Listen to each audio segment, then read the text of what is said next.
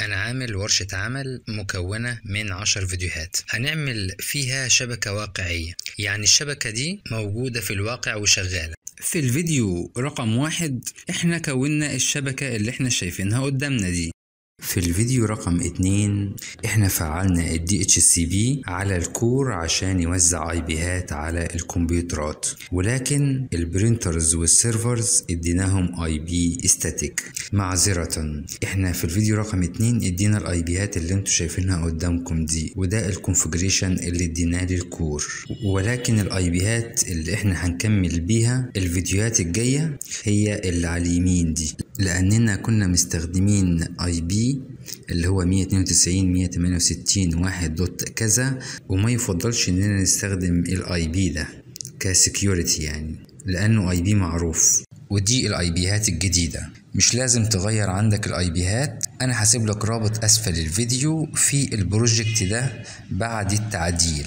في الفيديو رقم 3 ده هنعمل كونفيجر لاتنين فيلان للكمبيوترات والبرينترز، وفيلان للسويتشات والكور والسيرفرز. الراوتر والكور والاتنين سويتش هنديهم انترفيس اي بي فيلان 3 عشان نقدر ندخل من خلال الاي بي ده ونعمل لهم مانيج. يعني هنعمل ايه؟ بالنسبة للسويتشين هيتعمل لهم نفس الكونفيجريشن.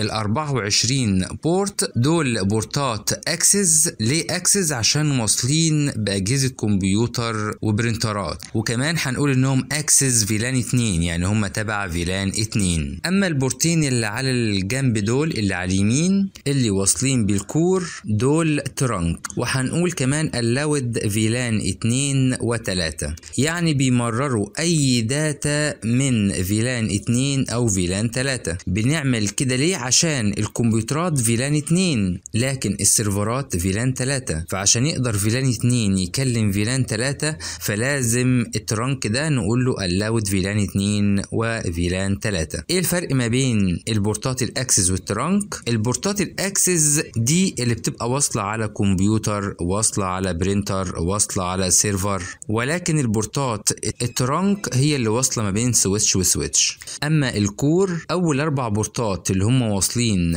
بالسويتشين دول هنقول انهم ترانك، وبرضو allowed فيلان 2 وفيلان 3. والبورت 5 و6 اللي واصلين على السيرفرز، والبورت 24 الواصل على الراوتر دول هنقول انهم بورتات اكسس، واكسس كمان فيلان 3.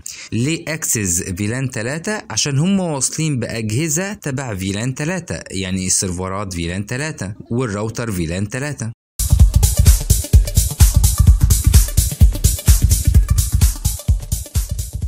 وهنعمل الانترفيس لوب باك ده بنعمله للراوتر. ده وظيفته ايه؟ ده انترفيس وهمي، يعني انترفيس سوفت وير مش هاردوير، بقدر من خلاله اعمل مانج للراوتر، وكمان بقدر اعمل بينج على الاي بي ده لو في اي مشكله في البورتات بتاعه الراوتر ومش قادر اعمل بينج عليها. البورتات بتاعه الراوتر دي وارد يحصل فيها اي مشكله، فما اقدرش ان انا اعمل بينج على الراوتر عشان اتاكد من الكونكشن بيني ما بين الراوتر، ولكن الانترفيس لوب باك ده عمره ما هيحصل له اي مشكله لان هو سوفت وير مش هاردوير. فلو عملت عليه بينج ولقيته مش بيرد عليا ده معناه ان في مشكله في الكونكشن بيني ما بين الراوتر، لكن ممكن يعمل بينج معايا ولكن البورتات بتاعه الراوتر يكون فيها مشكله في الكونفيجريشن، فبكده بتاكد ان المشكله في البورتات ولا في الكونكشن بيني ما بين الراوتر اصلا. تعالوا نشوف. نبدا دلوقتي. هنكريت الفيلان 2 والفيلان 3 على الكور والاتنين سويتش. هنبدا بالكور.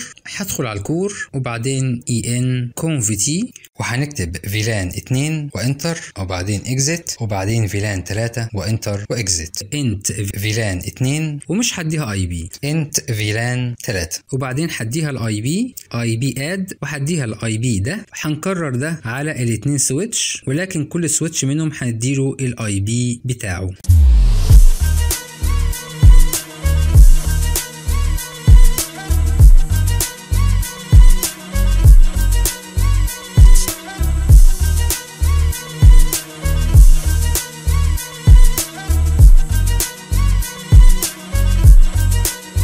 هنروح للراوتر نديله الانترفيس لوب باك اي بي، هدخل عليه وادي انت انترفيس لوب باك وهنديه اي رقم، بس الرقم اللي هديه للراوتر ده هو اللي هديه للراوترين التانيين اللي احنا هنبقى واصلين عليهم.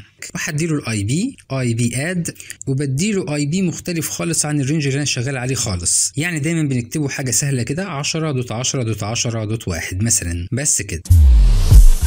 ودلوقتي هنحدد البورتات ان هي اكسس ولا ترانك. طب ايه هي البورتات الاكسس وايه هي البورتات الترانك؟ البورتات الترانك هي البورتات اللي بتوصل سويتش بسويتش او سويتش بكور، ولكن البورتات الاكسس هي اللي بتوصل السويتش او الكور بجهاز كمبيوتر، ببرينتر، بسيرفر، براوتر. فهروح دلوقتي للكور. اول 4 بورتات اللي هم واصلين بالسويتشين دول هيبقوا ترانك، والبورتين اللي واصلين بالسيرفرز دول اكسس، والبورت اللي واصل على الراوتر برضو اكسس. فهندخل على الكور وهنكتب انت ار اف 01 الى 4 اللي هم ال4 بورتات دول سويتش بورت مود ترانك. وكمان بقول ان هم allowed لفيلان 3 وفيلان 2. يعني البورت ده لو جايله اي ترافيك من جهاز تبع فيلان 2 او فيلان 3 يقبله ويمرره.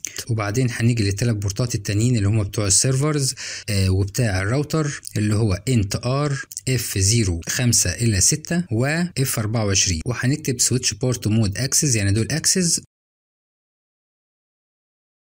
وبعدين بنكتب الامر اللي هو spanning tree port fast، ده بيخلي البورت بيشتغل اوتوماتيك بمجرد ما اي ديفايس بيوصل عليه، يعني مش بيستنى اي ترافيك ولا اي حاجه. هنكتب exit بس كده. ودلوقتي هندخل على سويتش 1 وهنقول له البورتات من 1 الى 24 دول اكسس، وكمان اكسس فيلان 2. وهنيجي على البورتين الترانك اللي في الاخر دول وهنديهم نفس الكونفيجريشن اللي اديناهم للبورتين اللي في الكور اللي هم واصلين عليهم، يعني اللي هما بورتين 1 و2 من الكور، انهم ترانك والاود برضو فيلان 3 وفيلان 2. والسويتش التاني نفس الكونفيجريشن بالظبط.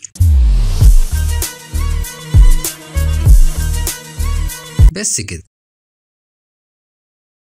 لو رحنا لأي كمبيوتر وفعلنا DHCP هنلاقيه واخد IP في نفس الرينج اللي احنا عاملينه في DHCP.